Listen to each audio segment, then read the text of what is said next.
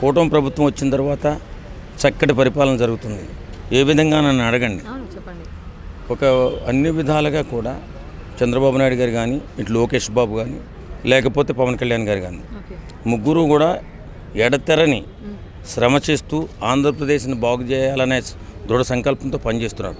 వాస్తవంగా పవన్ కళ్యాణ్ గారితో చెప్తాను. పవన్ కళ్యాణ్ గారు మొన్న మధ్య జరిగినటువంటి అడవి తల్లి బాట అనేటటువంటి కార్యక్రమం ముందుగా తీసుకున్నారు. ఎందుకు? గిరిపుత్రుల బతుకులు బాగుండాలి, ఆడబిడ్డల బ్రతుకులు బాగుండాలి, అలాగే వాళ్ళ జీవన ప్రమాణాలు పెరగాలి, వాళ్ళు బిడ్డలు చదువుకోవాలి, వాళ్ళకు ఉద్యోగాలు రావాలి, అందరితో సమానంగా ఎలాంటి ఇబ్బంది లేకుండా బ్రతకాలని నిరంతరం తప్పించి ఇక రెండోసారి మూడోసారి వెళ్ళారు. అక్కడికి వెళ్ళి 1000 కోట్లకి అబవ్ వాళ్ళ రోడ్లకు కానీ మంచినీటి సౌకర్యాలు కానీ కల్పించి వాటికి ప్రారంభోత్సవం చేసి బ్రహ్మాండంగా గిరిపుత్రులు అభివృద్ధి చెందాలని ఆయన సంకల్పించారు.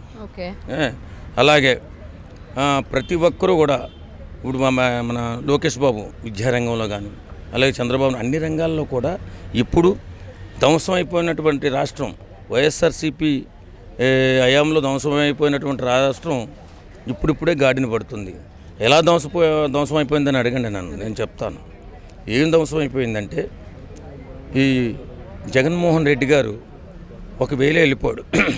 ఓన్లీ సంక్షేమ పథకాలు అందరికీ అందేలాగా, అంటే కడుపు నిండినోడికి కడుపు నిండనోడికి కూడా అందేలాగా సంక్షేమ పథకాలు పంచి మన తాకట్లో పెట్టిన భూములు కానీ అమ్మేసిన భూములు కానీ ఆ డబ్బులన్నీ తీసుకెళ్ళి పంచేసి దోచుకున్నాడు, దాచుకున్నాడు.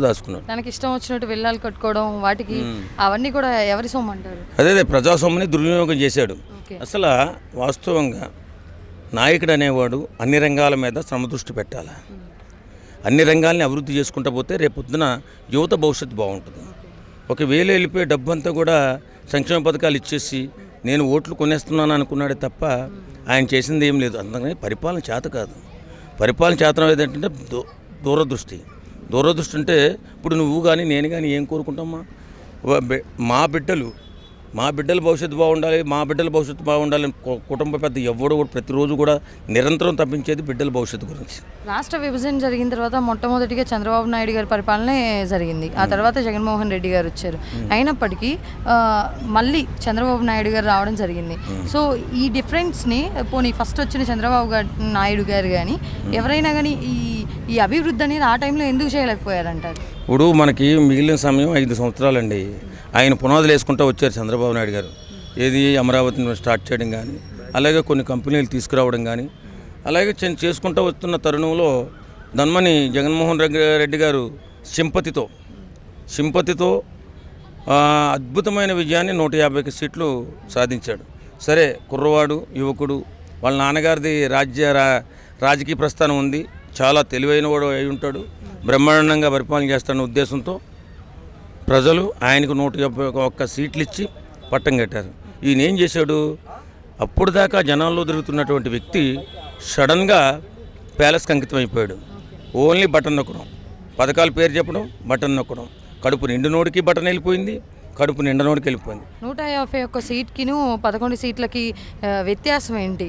అంటే ఒక 5 సంవత్సరాల ముందర 151 సీట్లు పొందిన అధినేత 11 సీట్లకి అంకితమయ్యారంటే దానికి గల కారణాలు ఇవే అంటారా, లేకపోతే ఇంకేమన్నా ఉన్నాయా? పరిపాలన చేతనై ఉండుంటే, రాజ్యాంగం తెలుసుంటే, ముందు చూపు ఉండుంటే, బిడ్డల భవిష్యత్తు గురించి ఆలోచించాలా ఎవరైనా. ఇప్పుడు ఒక రాష్ట్రానికి ముఖ్యమంత్రి అంటే ఏంటి? తండ్రి, ప్రథమ పౌరుడు. అతను ఏం చేయాలి? అన్ని రంగాలను అభివృద్ధి చేసుకుంటూ ఎదగాలి. ఆయన అట్లా చేయలే. అక్కడ మన ప్యాలెస్లో పడుకుని బటన్ నొక్కేవాడు. అవి వెళ్ళిపోతుండే డబ్బులు, పోతూ ఉండే లక్షల కోట్లు పోగొట్టేశాడు. తీరా ఖర్చు చేస్తే ఏముంది? రోడ్లన్నీ ధ్వంసం అయిపోయాయి. మన విద్యా వ్యవస్థను మాత్రం కొన్ని రంగులేసి బాగు చేయించాడు, అంతే, ఇంకేం లేదు. ఆయన చేసిన పనులే కాకుండా వారి పార్టీ తాలూకు ఎమ్మెల్యేలు కానీ వాళ్ళ దృష్టి ఎంతవరకు 11 అనే నెంబర్ మీద పడిందని చూసుకోవచ్చు. ఏమండి, ఎప్పుడైనా రాజకీయాలు స్వచ్ఛంగా ఆరోగ్యకరంగా ఉండాలి. వాళ్ళు ఏంటి వచ్చిన తర్వాత బూతు ప్రపంచంలోకి వెళ్ళిపోయారు. ఫస్ట్ దౌర్జన్యం, దుర్మార్గం రాజ్యం వేలేసింది అప్పుడు. అలాంటి సమయంలో ఉచ్చనీచాలు లేకుండా మాట్లాడడం, అసెంబ్లీలో బూతులు తిట్టడం, ఇదంతా ఎలా పేటరికిపోయారంటే వాళ్ళు. ఇక మనం ఒక 20 సంవత్సరాలు 30 సంవత్సరాలు ఎవరు కదిలించలేరు, ఎందుకంటే డబ్బులు మనం బటన్ నొక్కి ఇచ్చేస్తున్నాం కదా అనుకున్నారు. కానీ ఇక్కడ అభివృద్ధి లేదన్న సంగతి అందరూ గమనిస్తారని ఊహించలేకపోయారు. ఒక అభివృద్ధికి మాత్రమే ఆ సీట్లు అంకితమయ్యాయి అంటారా, లేదా వారి పార్టీ తాలూకు మనుషులు కానీ, లేకపోతే ఈ ఏదైతే అసభ్యకర మాటలు కానీ, పదజాలం కానీ, ఒకళ్ళని దూషించడం కానీ, ఎలా పడితే అలా బిహేవ్ చేయడం కానీ, అంటే అధికారంలో ఉన్నామని చెప్పేసి ఒక దేనికి సంబంధించి ఇది జరిగిందంటారు? అహంకారం అండి, అహంకారం, డబ్బు, మదం. లేకపోతే పవన్ కళ్యాణ్ లాంటి వ్యక్తిని ఉచ్చనీచాలు లేకుండా తిట్టిస్తారండి? ఆయన గొప్పతనం ఏంటి? ఆయన సంపాదించిన దాంట్లో 50%కి అబోవ్ పేద ప్రజలకు ఇచ్చేశాడు, దానం చేసేసాడు. ఎందుకు? ఈ వైఎస్ఆర్సీపీ ప్రభుత్వం ఉన్నప్పుడు చనిపోయినటువంటి రైతు కుటుంబాలకి ఒక్కొక్క కుటుంబానికి ₹1,00,000 చొప్పున 300 కుటుంబాలకు ఇచ్చిన మహానుభావుడు పవన్ కళ్యాణ్ గారు. ఏంటి, ఏ పదవి లేకుండా ఈయన ప్రభుత్వంలో సిగ్గుందాహలు బతికైన వాళ్ళది. పవన్ కళ్యాణ్ అంత నీచంగా తిట్టించారు. ఆ బోరగడ్డ అనిల్ కానీ, ఆ కాకినాడ ఎమ్మెల్యే ద్వారంపూడి చంద్రశేఖర్ రెడ్డి కానీ, అలాగే రోజా కానీ, ఈ నాని, కొడాలి నాని, వీళ్ళంతా పరమ దుర్మార్గులుగా తయారయ్యి పవన్ కళ్యాణ్ నాటి నిజాదీపురాన్ని అసలు రాజకీయాల్లో ఉంచకూడదని కుట్ర బన్ని అంత నీచంగా తిట్టినందుకు అసలు మెయిన్ కారణం పవన్ కళ్యాణ్ని, అంత గొప్ప వ్యక్తిని వీళ్ళని నీచంగా తిట్టినందుకే ఓడిపోయారని నేను అనుకుంటాను. రాజకీయంలో కుటుంబ అంశాలు తీసుకొచ్చి వాళ్ళని ఇబ్బంది పెట్టడం, ఇలాంటివి చేయడం వల్ల కూడా ఇలాంటివి జరిగాయంటారా? ఖచ్చితంగా అండి. పవన్ కళ్యాణ్ లాంటి వ్యక్తిని ఎవరు కూడా విమర్శించకూడదు. కారణం ఏంటి? ఇప్పుడున్న రాజకీయ నాయకుల్లో ఆయన అంత గొప్పవాడు ఎవడూ లేడు. ఆయనంత సొమ్ము దానం చేసినవాడు ఎవడూ లేడు. ఉన్నాడా? ఇప్పుడు మీడియా వాళ్ళని అడగండి, ఎవడన్నా ఉన్నాడా? అసలు సంపాదించిన దానిలో సగం సొమ్ముకి ఎగస్ట్రా, కనీసం మనం సంపాదించే ₹10 ₹1 దానం చేయడానికి భయపడిపోతాం. మన బిడ్డల భవిష్యత్తు ఏంటని ఆలోచిస్తాం. అలా ఆలోచించాలి. ఆయన డబ్బు అంటే అసలు లెక్క చేయడాను. సంపాదించాడా పేద పిల్లలకి ఇచ్చేస్తాడు. అలాంటి వ్యక్తిని రాజకీయాల్లోకి రాకుండా చేయాలని కుట్రబన్నే దుర్మార్గులు ఎవరన్నా ఉన్నారంటే వైఎస్ఆర్సీపీ నాయకులే. అలాంటి దుర్మార్గుల్ని తొక్కి నారదీసి నేల మీద కూర్చోబెట్టేశాడు, 11 సీట్లు పరిమితం చేసి. ఎందుకు? ఆయన గొప్పతనం, ఆయన మంచితనం, ఆయన నిజాయితీ ప్రజలు నమ్మారు కాబట్టి తొక్కి నేల మీద కూర్చోబెట్టారు.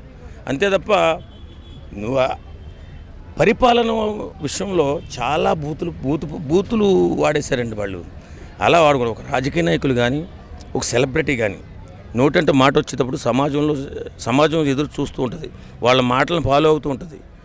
కాబట్టి సమాజం విచ్ఛిన్నం కాకుండా ఉండాలంటే రాజకీయ నాయకులు కానీ, సెలబ్రిటీలు కానీ వాళ్ళు స్వచ్ఛంగా అయిన భాష వాడాలి. ఇప్పుడు మనం చూసుకున్నట్టయితే మళ్ళీ ప్రభుత్వం మారింది కాబట్టి రీసెంట్గా మనం చూసిన కొన్ని విషయాలు కానీ, భారతి గారిని మాట్లాడడం కానీ, ఇలాంటి అంశాల పట్ల ప్రభుత్వమే దిగొచ్చి ఇలా మాట్లాడడం తప్పని చెప్పేసి వాళ్ళ పార్టీకి సంబంధించిన వాళ్ళందరినీ కూడా సస్పెండ్ చేయడం, ఇలాంటివన్నీ చేసింది. సో ఇది ఇంకా కంటిన్యూషన్ అవుతుందా? మళ్ళీ పార్టీలు మారడం వల్ల మళ్ళీ మాటలన్నీ కూడా మళ్ళీ మొదటికి వచ్చే ఛాన్సెస్ ఉన్నాయంటారా? ఇప్పటికన్నా చేంజెస్ ఏమన్నా ఉంటాయా? ఎవరైనా సరే కొన్ని పదాలు అగ్రెసివ్గా మాట్లాడచ్చు, తప్పులేదండి. రాజకీయాల్లో విమర్శలు ఉంటాయి, తప్పులేదు. కానీ ఇంటికాడున్న ఆడవాళ్ళు ఏం చేశారండి? మొన్న తెలుగుదేశం కుర్రోడు, ఏం పేరు కుర్రోడు, కిరణ్ అనేవాడు ఎంత ఉచ్చనీచం లేకుండా మాట్లాడాడు. ఒకప్పుడు సరదాగా మాట్లాడుతుంటే బాగా మాట్లాడుతున్నాడు అన్నాం. మరి ఈవేళ అంత దుర్మార్గంగా మాట్లాడితే అరెస్ట్ చేశారు. అరెస్ట్ చేయాలి. నేను నిజంగా చెప్తున్నా, ఏ పార్టీకి ఎవరు సపోర్ట్ చేసినా వాతావరణం, మాట్లాడే విధానం చక్కగా ఉండాలి. బూతులు ఎందుకు రావాలి? బూతులు అగ్రెసివ్గా మాట్లాడండి, తప్పులేదు. బూతులు మాట్లాడి వాళ్ళ ఇంట్లో ఉన్న ఆడవాళ్ళని చాలా అవమానకరంగా మాట్లాడితే పవన్ కళ్యాణ్ మాట్లాడినందుకు కదా 11 పడిపోయారు. మళ్ళీ అదే పని వీళ్ళు చేస్తే వీళ్ళు ఇంకా తక్కువ 1కి పడిపోతారు. అలా చేయకూడదు ఎవరు కూడా. రాజకీయాల్లో సంస్కారం కావాలా, 10 మందికి సహాయం చేసే గుణం కావాలా. ఇలా చూసుకున్నట్టయితే ఇప్పుడు ప్రభుత్వం మారింది కదా, అట్లీస్ట్ ఆల్మోస్ట్ మనకి గవర్నమెంట్ ఏదైతే స్టేట్స్ డివైడ్ అయిపోయి ఇంతకాలం అవుతుంది. ఇప్పటికన్నా కానీ ఏపీకి ఎలాంటి ఏవైతే ఉన్నాయో అవన్నీ కాలేజెస్ కానీ, లేదా ఫ్యాక్టరీస్ కానీ, లేదంటే జాబ్స్ కానీ, ఇవన్నీ కూడా ఈ ప్రభుత్వంలో వచ్చే ఛాన్సెస్ ఉన్నాయా? 100% వచ్చే ఛాన్సెస్ ఉన్నాయి. ఎందుకంటే మన ప్రభుత్వం అంటే ఈ కూటమి ప్రభుత్వం మన ఎంపీల వల్ల ఈరోజు కేంద్ర ప్రభుత్వం నిలబడి ఉంది. చాలా అవసరం, మన అవసరం కాబట్టి అన్ని విషయాల్లో కూడా కేంద్ర ప్రభుత్వం మన సహకారం అందిస్తుంది. ఇది పోలవరం విషయమే కానీ, తర్వాత మనం ఏదైనా కట్టబోయే ఫ్యాక్టరీలకు కానీ, లేకపోతే ఐటీ కంపెనీలు కానీ కేంద్ర ప్రభుత్వం పూర్తిగా సహకారం ఉంది కాబట్టే ఈవేళ అభివృద్ధి చెందుతుందని అందరికీ నమ్మకం వచ్చింది. ఈ కూటమి ప్రభుత్వం మీద. అదే బీజేపీ పార్టీ ఒకప్పుడు టీడీపీ హయాంలో ఈ స్టేట్ డివైడ్ అయిన తర్వాత అదే పార్టీకి సపోర్ట్ ఇవ్వడం జరిగింది. అప్పుడు మీకు స్పెషల్ ప్యాకేజ్ ఇస్తామని చెప్పేసి మాట్లాడడం ఇవన్నీ కూడా జరిగాయి. సో ఒక్కసారి నమ్మి లేదు నేను మోసపోయానని చెప్పిన చంద్రబాబు మళ్ళీ ఇప్పుడు వీరందరూ కూడా కలిసి ప్రభుత్వాన్ని నడిపించడం జరుగుతుంది. ఇప్పుడు మళ్ళీ మోడీ గారు ఏపీకి ఏమన్నా నిధులు ఎక్కువ ఇవ్వడం కానీ ఇంతకు ముందులా కాకుండా లేదా ఇంకేమైనా మార్పులు కానీ మంచి కోసం జరిగే పనులు ఏమైనా ఉన్నాయంటారా? ఖచ్చితంగా ఉంటాయి. ఎందుకంటే మన ఎంపీల మీద ఆధారపడి ఉంది ఇవాళ కేంద్ర ప్రభుత్వం. ఖచ్చితంగా మన సపోర్ట్ పూర్తిగా కావాలా, లేని పక్షంలో ప్రభుత్వమే పడిపోయే అవకాశం ఉంది. కాబట్టి మోడీ గారు చాలా సౌహృదయంతో, తర్వాత పవన్ కళ్యాణ్ గారు ఏది చెప్తే అది వింటారు మోడీ గారు. వాస్తవంగా మన పవన్ కళ్యాణ్ గారు బ్రహ్మాండమైన అభివృద్ధి చేయడంలో ముందుంటారు. కాబట్టి కేంద్ర ప్రభుత్వం నుంచి నిధులు తీసుకొస్తారు, రాష్ట్రం అభివృద్ధి చెందుతుంది, బిడ్డలకు ఉద్యోగాలు వస్తాయి. ఖచ్చితంగా ఆంధ్ర రాష్ట్రం నెంబర్ 1 రాష్ట్రంగా త్వరలో మిగలబోతుంది.